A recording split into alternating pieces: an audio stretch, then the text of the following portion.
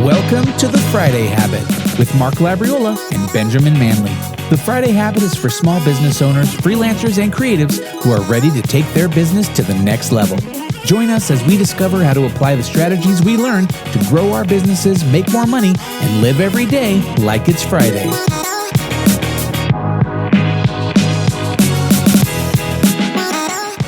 Michelle, welcome to The Friday Habit. Thank you. I'm so happy to be here. Yeah. Well, Ben and I, we need a lot of therapy. So we figure, however we can get that squeezed into the podcast recording, the better it is for us. Yeah, this is actually a trick. This is supposed to be free one-on-one or one-on-two coaching. We didn't tell you that ahead of time, but and we're trying to get the 2-for-1 deal. Yeah, exactly. No problem. I would love to introduce kind of Michelle and kind of let people know who you are. I have a little bio here I was going to read. So Michelle is an executive coach and a clinical psychologist who brings 25 years of experience in both corporate and family settings to the challenging problem of interactional conflict. Her specialty as a coach is in guiding teams that have complicated dynamics and helping them reach greater collaboration, improve communication, and resolve tension. And man, that sounds great. That's what we need, right, Mark? That's exactly what we need. And just to even go a little bit further with you, would you rather have a golden voice or a silver tongue? What? And the connection to conflict there is... Yeah, sometimes if your tongue is too silver, you can get yourself in trouble. Oh, got it. That's right. Or you can sing yourself out of some situations, which I've done in my past.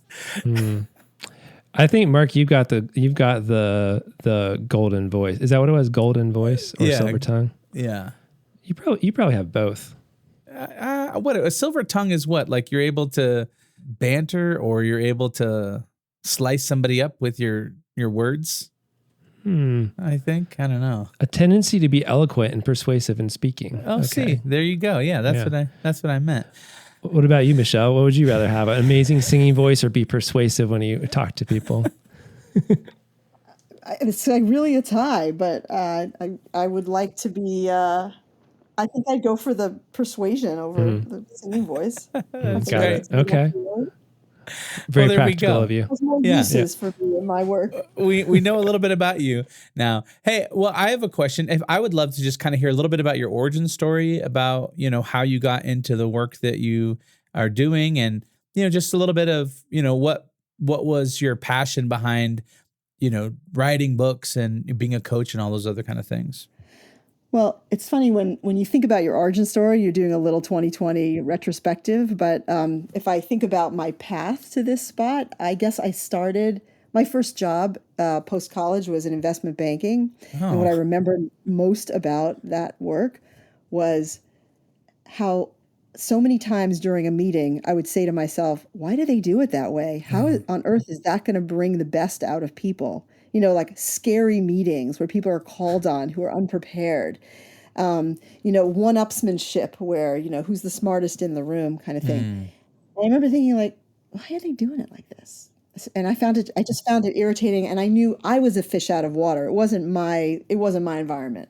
And then I ended up going back to school to become a clinical psychologist, which was definitely much more of my environment. I remember the first semester, I was like, this is what feels right. Oh, that's a good feeling. Yeah. But then I guess after working as a clinical psychologist for a long time, I then started to feel like I wanted to get out more in the world. I didn't want to just be in small rooms with just a person with a problem or even a couple with a problem. And so I started to look into coaching. What is this world of coaching that was starting to explode? And I got some opportunities to begin working as an executive coach. And then 2009 happened, the recession then, and a lot of coaching work disappeared overnight. And at that point, I was like, well, I think I have to go back to being a therapist for now, at least. And if I do, then I only want to do my very favorite kind of work, which is working with couples. So So then I started doing that.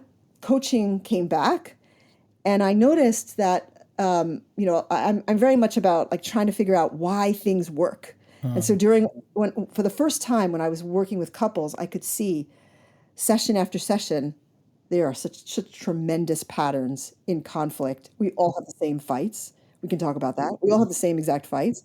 And so that led me to write this book about couples and conflict. And then when I was back to coaching, it was almost like I was seeing everything again. Now, there's so much that when you talk about a person in the workplace who has problematic behaviors, and when I hear about it, I'm thinking, this is a cycle, just like it is in couples work. Right. Then I started to get opportunity to do what people sometimes call couples work in the workplace, or pairs coaching, where you're working together with two people who a company wants to retain, but they don't get along. Started to do more of that and realized that this is becoming my specialty, is dealing with conflict, dealing with interactional challenges. And, so it is funny that here I am after, and it is funny when I work in like an investment bank again, it's actually kind of funny to be like, yeah, now you're listening to me about this.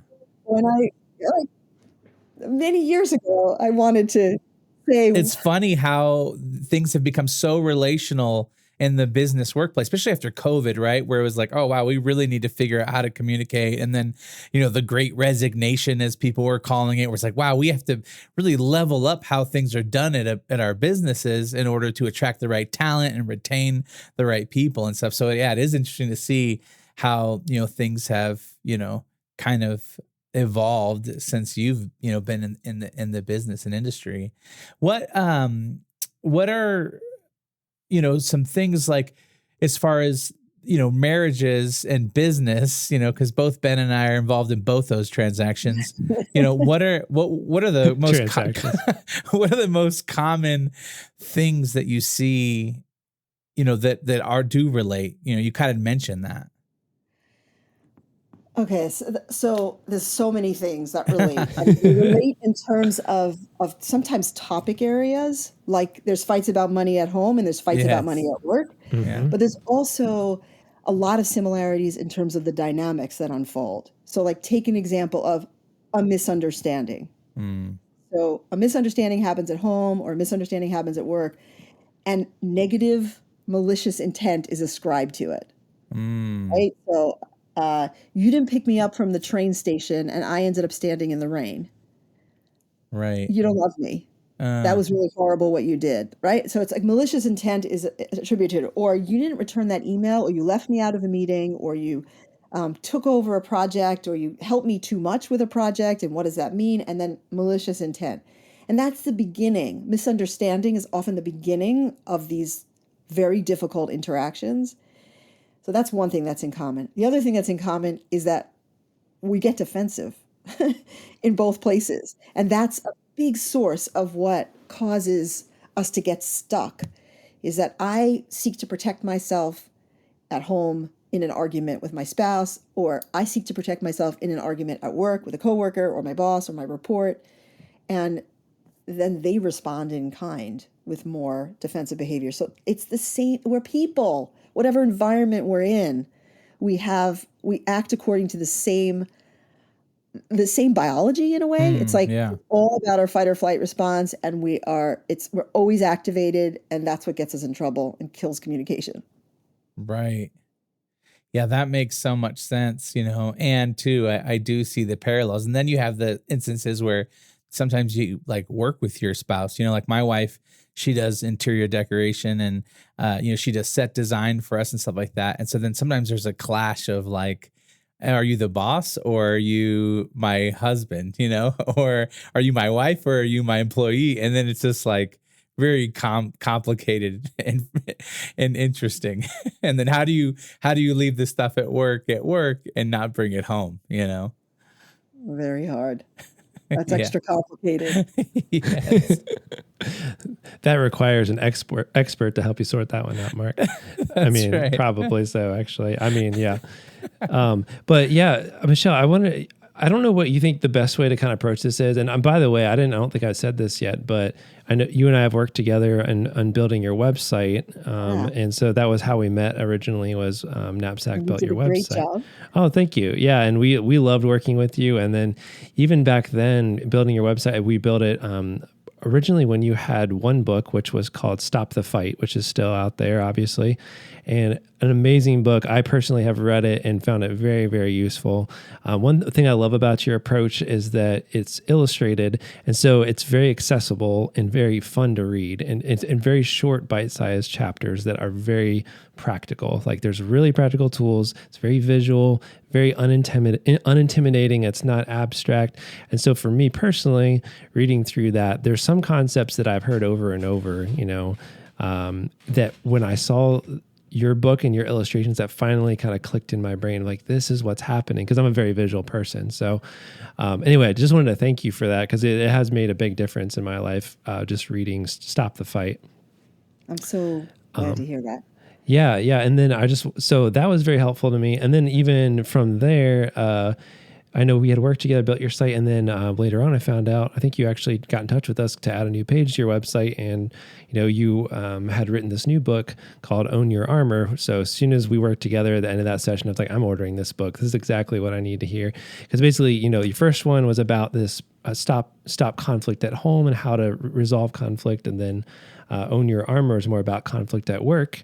And as my team's growing, I'm trying to be as much aware and preventative of that as possible, growing from a team of 5 to a team of 10 in, about a year and a half or so.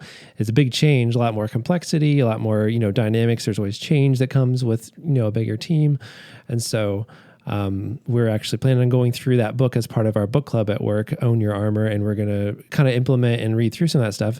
So I'm excited to talk to you about it. I guess what I want to ask you is, what do you think the best way is into this conversation? Do you think it'd be better to start with our at-home stuff and then move into the workplace, or would you rather start the other way? Either is good. I'll say just one thing. I'm just so appreciative to hear you talk about the way you described it so well. It fits with what I was hoping for in creating an illustrated book, is to just make it simple. I feel like conflict is so darn complicated, and we get all swirly when we're in it, and you can't remember anything that you're trying to remember. Like, I want to be better at this. We all want to be better at conflict, both at home and at work. I want to be better at it, but I can't remember what I'm supposed to remember in the moment. And so just like, okay, just remember this picture. Maybe it will be a little bit easier. Exactly. And a good example of that, from I guess we can start with personal stuff, since I'm already going down this this path. But one of the things, I think it might be one of the very first chapters in Stop the Fight, but I forget the name of the fight. You've named the different fights, which is cool, the type of fight. But it was basically one where it's like, I think there's a picture of a woman holding a box, and it's like a heavy box. It's like a problem that she's holding. The man is standing on the other side, on the left. She's on the right. The man is standing there on the left, and he's like looking at the box and saying, like, he's looking at the box and being like, just put down the box. Like, why are you holding that box? Or, here, let me carry the box for you if it's heavy. And really, what's happening is, instead of looking at her, she wants to be seen, and he's looking at the box, talking all about the box, all about the problem. Hey, I've got 10 ideas how to solve your problem. Why don't you listen to me? And really, what she wants is for him to look at her and see her pain and her struggle. And it's like, it was such a good visual, because I know that in my head, but it finally clicked of like, okay, I think I finally get this, it's about seeing and relating and caring about how the other person feels, not necessarily focusing on the problem alone. So that's just an example, but that was very helpful to me. I'm so glad. That picture for me, I drew one time with a couple for the first time. It just popped into my head as I was sitting with them. It's like, you have a choice. Your partner is coming home from work and telling you that problem that they had at work, let's say. And you're sitting there listening, and you've got to decide, am I going to focus on the problem, or am I going to focus on the partner? And the choice is a choice of either closeness or distance. Like, am I engaging with you as a co-problem solver on my problem, or am I allowing you to be my container, the person who's going to listen, always take my side, always be there for me, even if you think I'm wrong in the way I'm handling this situation at work. You're still going to be there for me, and that feels like closeness. And so I say to couples, it's like you have a choice. I say the same thing, frankly, to managers when one of their reports comes into the office with a box of a problem. You have a choice at that point to either teach them how to solve the problem, coach them in how to solve the problem, or help them see for themselves what their own interaction with the problem is. And each of those has different impacts on how much they grow. So, it's quite similar. Yeah, that makes a ton of sense. What are some of the other common types of fights that you think like come up pretty often, at home, or especially maybe there's some specific ones with entrepreneurs that maybe come to the surface more than, people that own their own business, having fight at home, maybe with their spouse or their partner. What are some other ones that come up, and what kind of, typical ones, and then maybe potential, typical ways of thinking about it that can be helpful. It's interesting that you raise entrepreneurs, because entrepreneurs and people who work in partnership, in small partnerships, they very much have dynamics that are similar to couples. And I sometimes work with founders of a company or partners of a small company, and we talk about it in the same way that I would talk about to a couple about like premarital issues. Here are some things you should think about with your partner. How are we going to handle certain things? But emotionally, how are we going to handle certain things becomes very important. What do we each do when we are triggered or upset or feeling threatened? How are we going to handle our fights? Let's assume we're going to have fights, and let's figure out how are we going to handle conflict when it comes up. A lot of people, a lot of people think, well, we'll deal with it if we have to, but we're never going to have that problem. And, if you think about it, how on earth would we ever assume we're not going to fight? Well, Maybe you it's hear like, those people, they're like, oh, we've never fought in 40 you're years. fine. We never had an argument.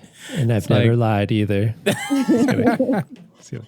Yeah. So I think in terms of fights that people typically have, again, let's talk about entrepreneurs or about a couple at home. You could have two different values, for example, that you're trying to solve for. I want to raise our kids in a very disciplined way that will teach them how to be productive and live life and have good executive functioning skills. And the other parent says, I want our kids to feel a sense of freedom and not so caged in. And so we should, have some leniency in our lives. And then this becomes a massive fight when it comes down to like, do they have to go to school today or not because they're feeling a little sick? It becomes a huge fight. And sometimes I will say to the couple, okay, let's just get this down to what is the value underneath this fight for each of you? What are we even talking about here? What's the reason it feels really important to you that they must go to school today, even though they're feeling sick?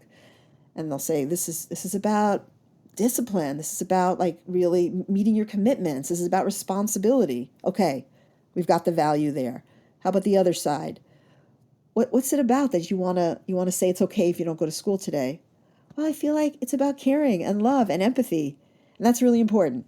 And the fight can get very polarized into they must go to school, they must not go to school, and how could you possibly make them go to school, and how could you possibly let them stay home?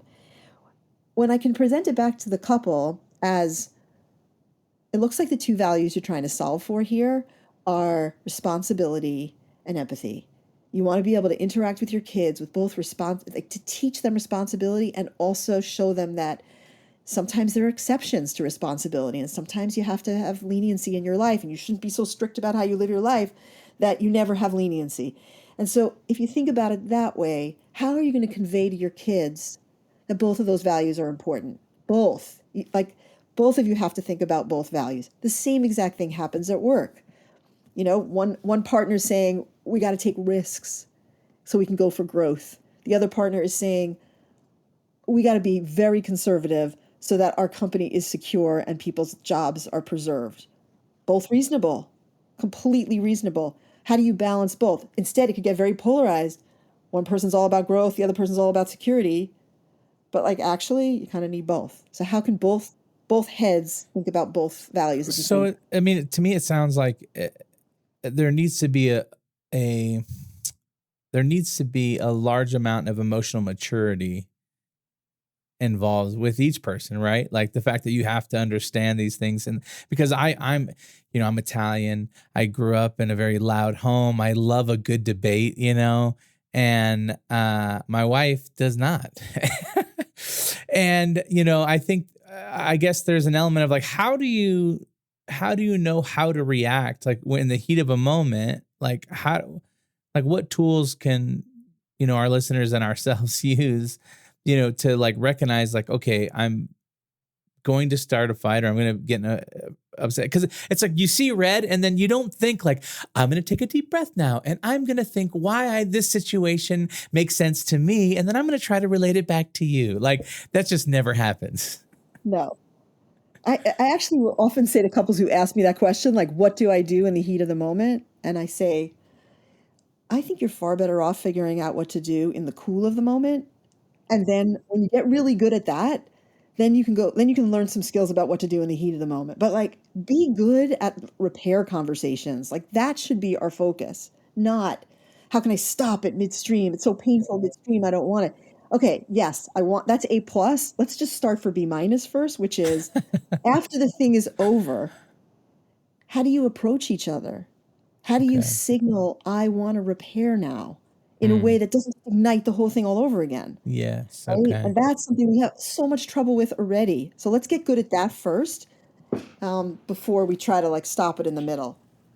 That's interesting. That's a really good thought. Yeah. And I guess that too, that makes me think of, just the intentionality. I've been married now for 18 years. And so, I think there's an element of like, that making that choice of like, hey, like we committed to each other and we want to make this work no matter what. And so, yeah, in those down times, like how can we work on this so that we don't have that blow up in front of the kids or that we don't say things that we can't take back and really try to work on those things.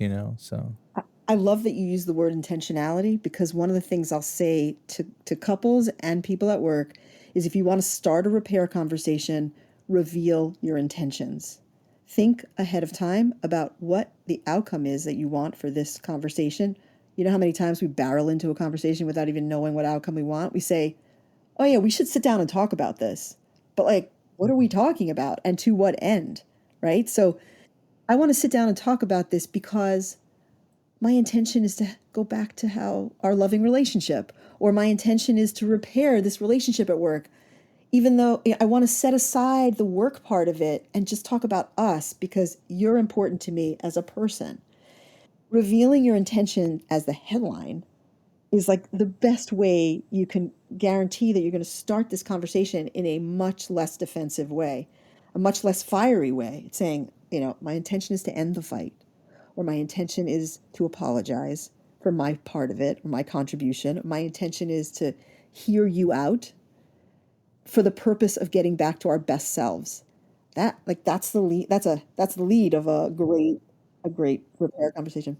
That's so disarming and also just so yeah, that's so helpful because people don't know, they might feel scared to talk about it. They might feel like you're about to attack them again or point out once again why they were wrong.